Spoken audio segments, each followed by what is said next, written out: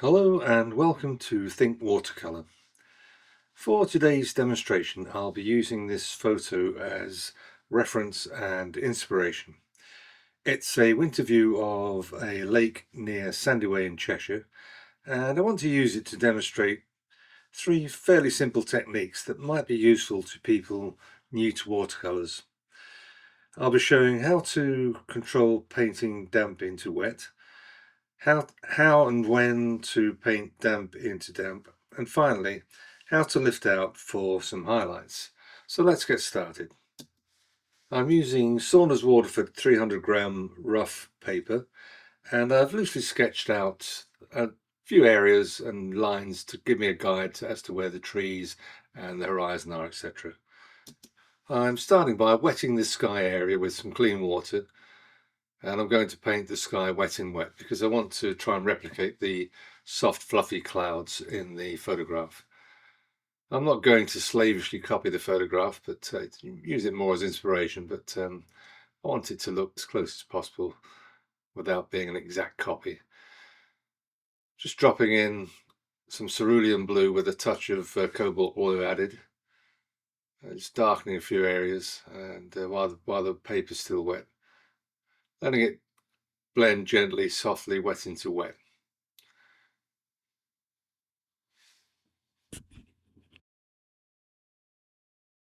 And while the sky is still wet, I can just drop in a few more areas of pigment just to make sure that I get some darker patches of blue sky showing through the clouds.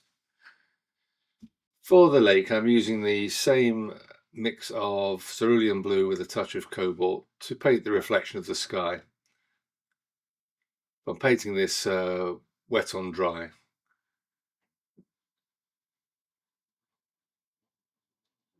Just darkening a few areas.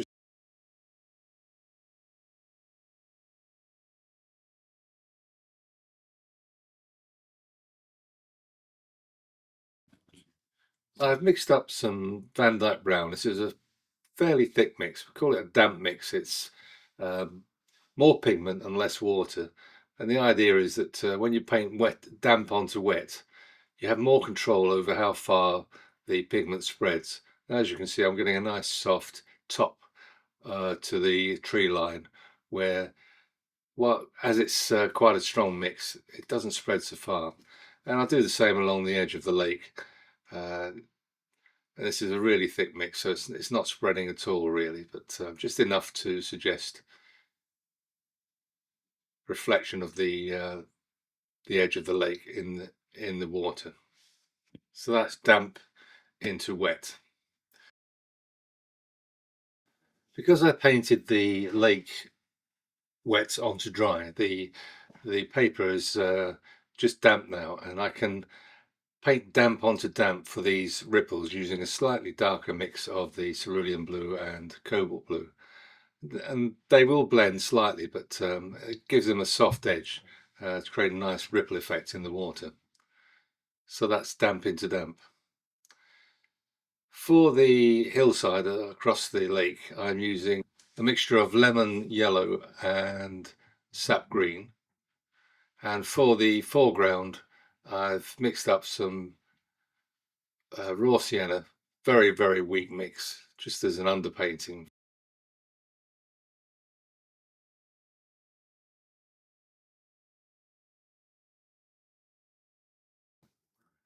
I'm just going to add some darker green with a little bit of sap green for just to add a little bit of tonal variety on that hillside, the other side of the lake.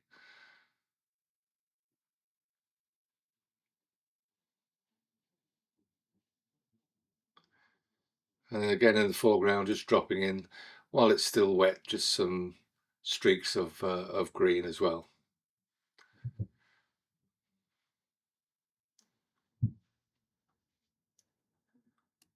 For the trees on the other side of the lake, I'm using a number 0 rigger with some Van Dyke brown with a touch of neutral tint added. And as you can see, as I paint the trees, I'm making sure I paint the reflection reasonably accurately. As you can see, I'm holding the rigger quite high up on the shaft of the brush. And holding it vertically, this allows me uh, quite a bit of control over the way that the trees are painted. And once again, I'm not slavishly copying the photograph. I'm just using it as a reference guide. And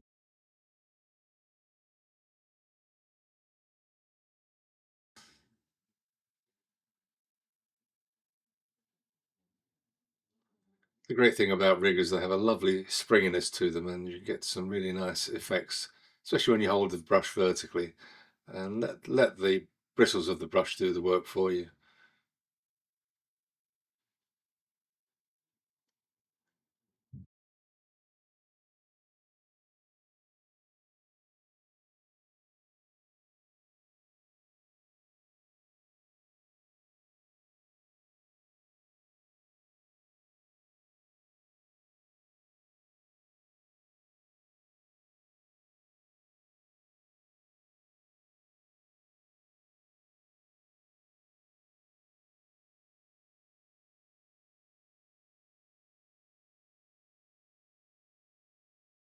I'm going to be less fussy about this right hand side because it's going to be obscured mostly by the foreground trees, but it still needs to be there because you'll be able to see through gaps in the foreground trees.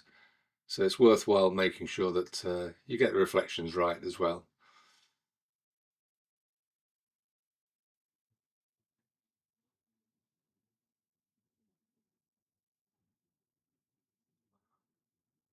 I sped this video up quite a bit because it's quite a long process painting all these trees, but I hope you get the idea.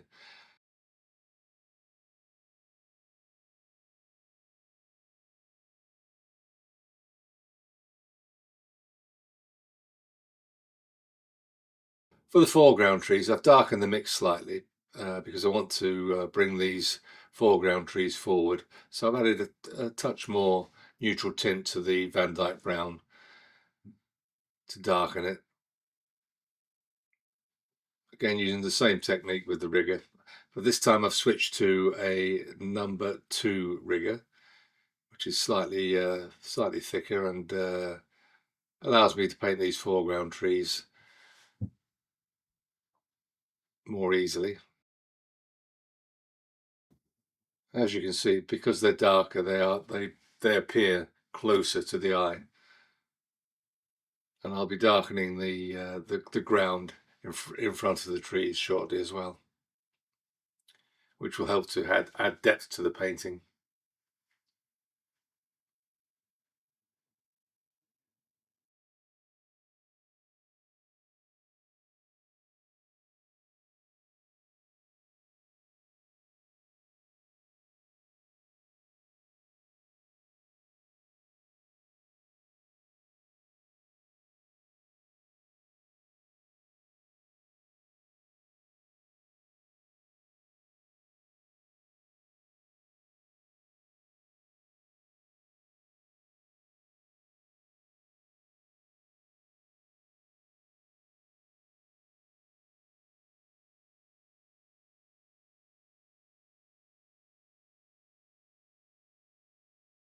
Switch back to a number 0 rigger so that I can paint the branches much thinner at the top.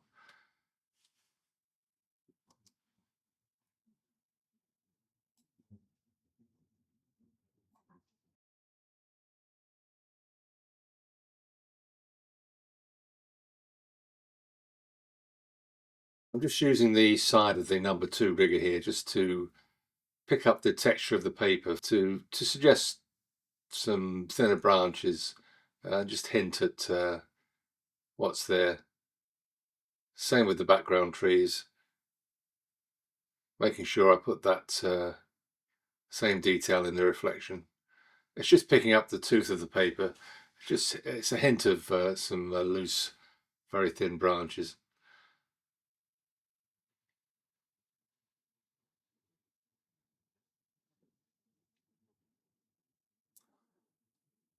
For the foreground, I'm using some imperial purple and some violet mixed in with the sky blue colour, just to paint in some shadow areas. I'm going to darken this as I go along. to bring it forward, just leaving some patches of sunlight poking through the trees.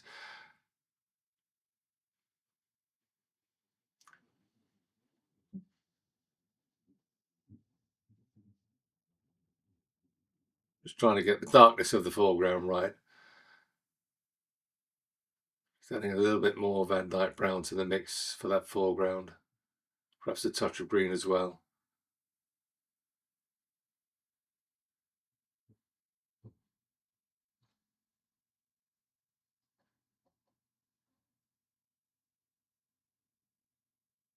Just trying to bring the foreground forward in the viewer's eye.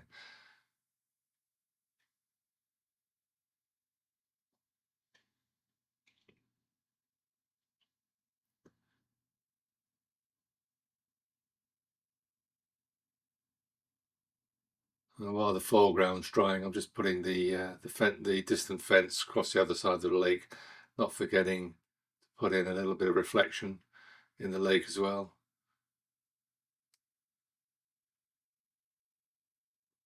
Again, using a number 0 rigger.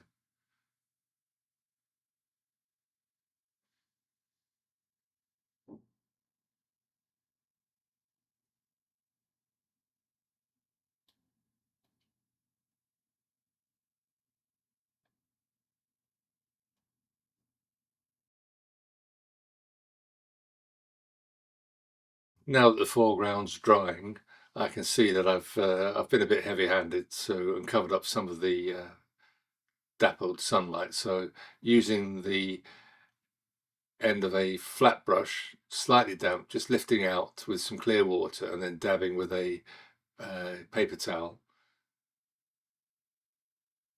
just to bring back those highlights of sunlight, dappled sunlight coming through the trees.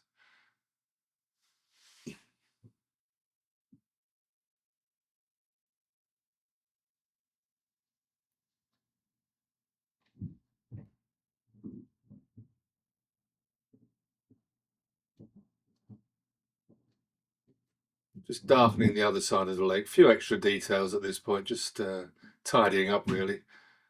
Just wanted to make sure that the reflection of the sky looks a little bit more realistic. I think I'm pretty much done now. Thank you for watching. I hope you found this useful. Painting damp into wet is a great way of controlling how far your paint will spread. So doing those distant trees using this method has worked out quite nicely. Same with the ripples. That was damp into damp, where the paper had dried slightly. So again, the paint has spread, and it's given a nice ripple effect in the lake. If you found this video useful, do give it a like. It really helps with YouTube, and do subscribe. Also helps with YouTube, and hit the notification bell for future videos. And once more, thanks for watching.